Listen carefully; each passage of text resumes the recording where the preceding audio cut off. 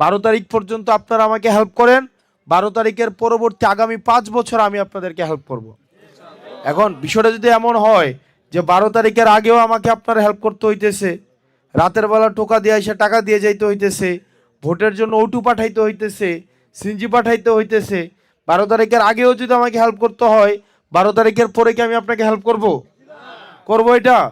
এটা কি কেন করব বলেন? কারণ আমি কি আপনার ভোটে নির্বাচিত হয়েছি নাকি আমি টাকা দিয়ে নির্বাচিত হয়েছি? টাকা দিয়ে। তো টাকা দেওয়া হইলে আগামী 5 বছর পরে আবার টাকা দেওয়া হবো, তাহলে আপনার কাছে কি আমি আর আসবো?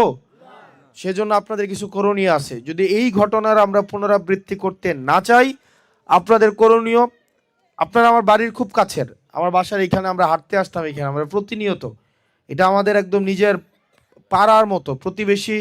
যদি হিসাব করি যে 40 ঘর তো প্রতিবেশী, আপনাদের এখানে 40 ঘরও হবে না। আমার এখানে বন্ধু বান্ধব আছে অনেকেই। এরপরে হচ্ছে এই পুরা রাস্তায় আমরা হাঁটতে আসতাম। তো আপনাদের কাছে, আপনার আমার জন্য একটু কাজ করতে হবে, আপনার একটু মানুষের কাছে আমার জন্য যাইতে হবে।